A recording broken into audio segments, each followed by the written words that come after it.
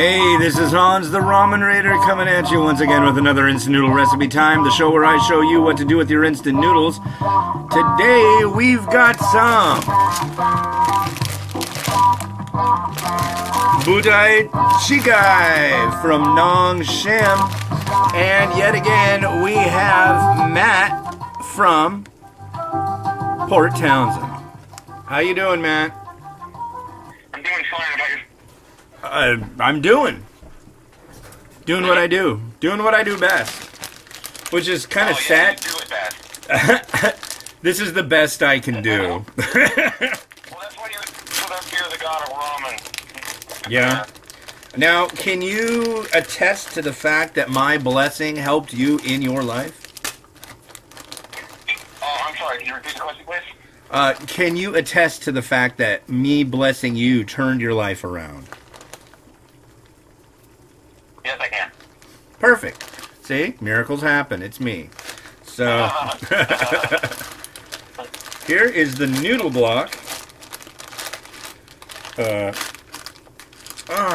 it. I got noodles on the floor. I really don't. Down to the nitty-gritty, huh? Well, I don't like to make a mess. I'm sure they'll come around and clean up after you. The children? Yes. I don't like them to eat off the floor, dude. Generally, in our house, it's frowned upon letting the children eat off the floor. Although, for a while, Miles was all about dropping things on the floor before he would eat them. So that was kind of strange. Yeah, you keep letting your children eat off, if you have your children eat off the floor. 4.5 minutes. Ow. Jeez. 4.5 minutes. Note, do not put your timer too close to the stove. Ooh. Yeah. Yes, not it. We've got 2 sachets. We've got a powder and we have a garnish. So why don't we delve a little bit, sir, into your vegetarianism? So I've been asked many, many times about doing a top 10 vegetarian list, and I've always shied away from it because there are so many different kinds of vegetarian, and you are one of the unique kinds of vegetarian. What do you eat, and what do you not eat? I am a lifelong vegetarian. I can't even remember making a decision, to eat meat, not to eat meat.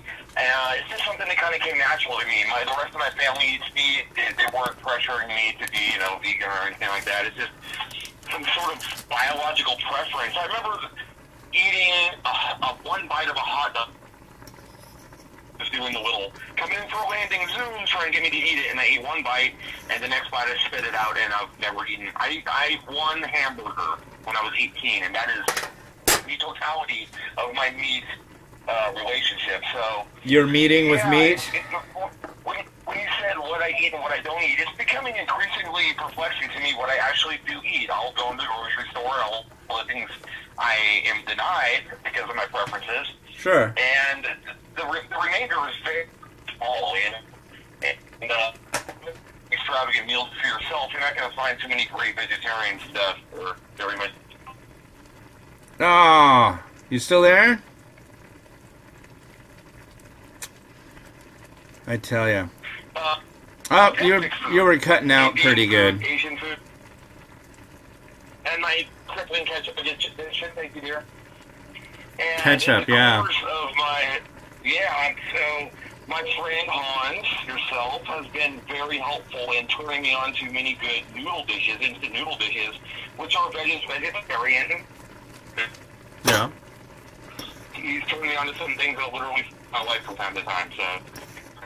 Now, what about... There's certain things that most people would consider maybe meat. There are things that transcend meat, such as bacon. Do you still eat bacon? Yeah. You do? No, I mean, I'm the kind of guy, if you can wrap it in a crispy outer layer and I can dip it in ketchup, I'll probably get it down my neck as long as it's not, it used to be a cow. What about, Pork intestine. What if I took some pork intestine and made it nice and crisp, put a nice garlic flavor with it? Ooh. Okay, so... As long as you didn't tell me what it was, I might be okay with that. Yeah. You might convince me it's a very exotic potato chip. Okay, okay. And the other thing is Taco Bell tacos. Or no, not Taco Bell, Jack in the Box tacos. Not Jack in the Box tacos, I don't consider them meat. I'm a lifelong vegetarian, and I eat Jack in the Box tacos like they're going out of style. I'm not sure what they put in there. I'm not asking any questions. I don't want to know. They're just... Well, maybe there's a good, healthy portion of molybdenum in there for you, you know. Yeah, well, you got to take your molybdenum. Got to do it. Strengthen that sword. Yeah.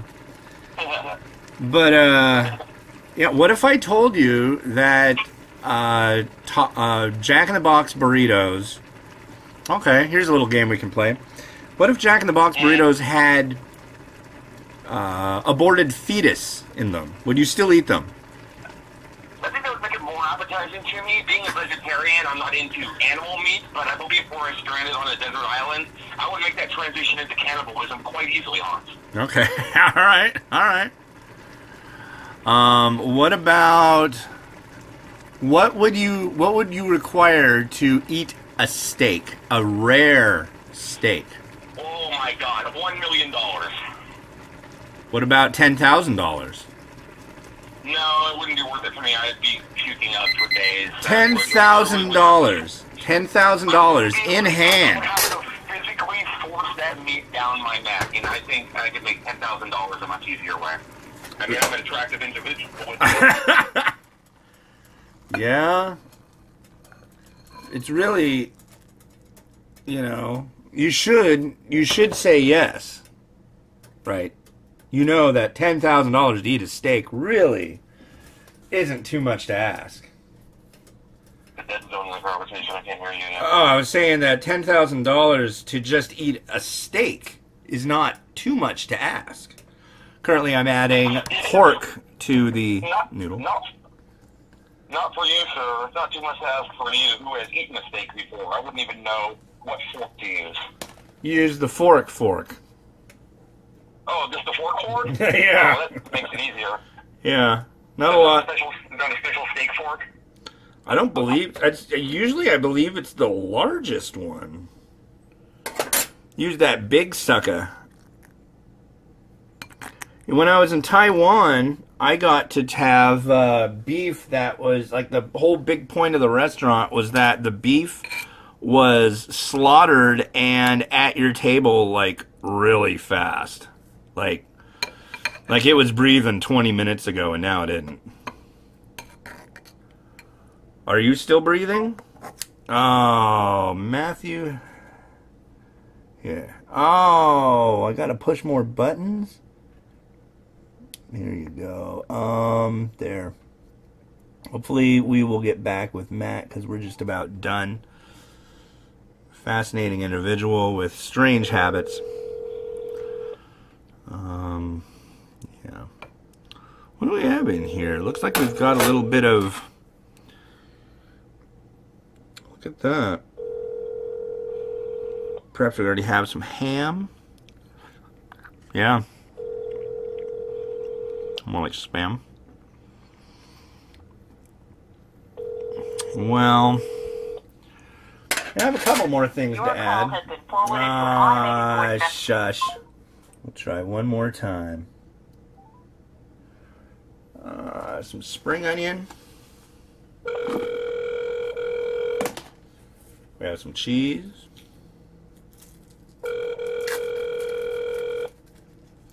We have a phone ringing.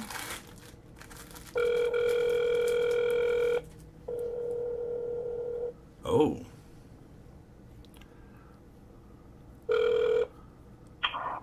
Hey. I'm here, sir. All right, so we're about wrapping up. I just added some cheese, some squid, some egg, mung bean sprouts. I think I'm going to add a little bit of fried onion.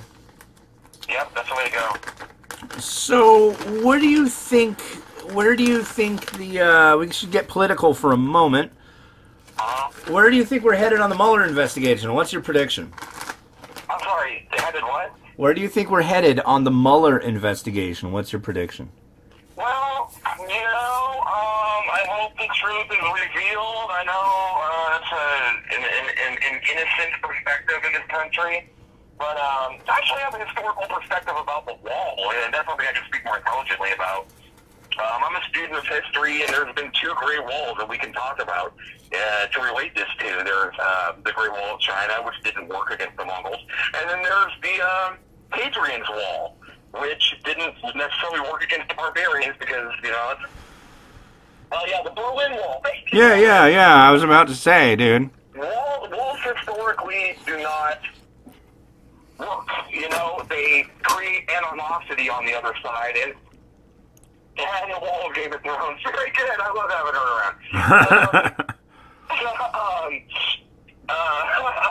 No, but let's be serious for a moment. A lot of people compare America to Rome, so I'm going to flow with that comparison. You can't wall out the barbarians and expect to be safe, because what will happen on the other side of that wall is the quality of living will decrease, and the jealousy and seething hatred will grow and grow. Okay? You can't. Oh, I think all day. So the solution isn't to wall off people who want to come to your country. The solution is to invest in that country, raise the standard of living so that they no longer need to come here. They have their own wonderful country themselves. It could be the Canadians or the Canada to the south, Right. And we're approaching it out of fear, and we're approaching it reflexively out of desperation and ridiculous campaign promises, and I just think this entire thing is going in the wrong direction. Well, that's quite a statement and quite an opinion. I agree with 99.973% of that. Absolutely. I mean... Wonderful. Yeah, I think it's a waste of money, honestly, and I think if you really want to keep people out, here's what you do. Get a little picket fence that costs nothing. Get just like a plastic one. If you really want to keep people from entering your country, put people every 50 to 100 yards, as long as they can see each other, with automatic rifles. And as soon as they see someone approaching within 200 yards, shoot them. That's atrocious, honestly. It's atrocious, but guess what? You soon, like, for example, Singapore. As soon as you get on, when you're flying into Singapore, you get a thing saying, hey, if you bring drugs here, you're going to get killed. Wow. Yeah, right. And guess what? You know how many drug crimes there are there? Canada sentenced the Chinese man to death for smuggling drugs. Canada did? Yeah, Canada did. It's in the news. Are you China's sure? Not happy. It's not the other way around? No, Canada sentenced the Chinese man to death for smuggling drugs. Oh, Canada, wow. Yeah. Well, we have our Budae Jjigae here. Oh, speaking of walls, another thing that doesn't work is partitioning. Sure. When you partition off countries, you have issues like, North and South Korea, Pakistan, Bangladesh, and India. Partitioning after a war is a bad deal. Don't just stop that. Don't need a guy in the back room in India like going, I think this go goom goom, and then horrible history of what happened after that. It's sad, it's tragic, and it's usually just somebody who's like, I think this looks like a pretty line here. Go through this, maybe there's a road, But anyways, this is a South Korean dish, Budae Jjigae. It's basically translates to troop stew. And troop stew, it gets its name when the Americans were in Korea. They would share their rations with the people that lived there, including things like Spam, Beanie Weenie, Easy Cheese, all that kind of stuff, macaroni. And the locals took that and, of course, their own cuisine and created a dish called Budae Jjigae. So now really cool. you know. Huh? It's really cool. It's super good. you know. Yeah, my friend was stationed in South Korea, and I showed her a picture of one of your preparations one time, and she was absolutely intrigued. And I think she recognized it. Cool. Yeah. Well, any parting thoughts? Just be good to each other, you know? Just because your president's a dick doesn't mean you have to be. And all you international listeners, thanks for tuning in to watch my friend cook this today. If you're interested in science fiction and ancient history, the conjunction of those can be found in my new novel, Pax Humana, sample chapters of which are available on my website, MatthewBellah.com. It's been a great to be your guest today, hon. Right on, yeah. Check out his website. That's MatthewBellah.com. That's MatthewBellah.com. And, yeah, thank you for joining. And this has been Hans the Ramen Raider, wishing all of you enjoyment of your noodles every day. Have a good one, and bye.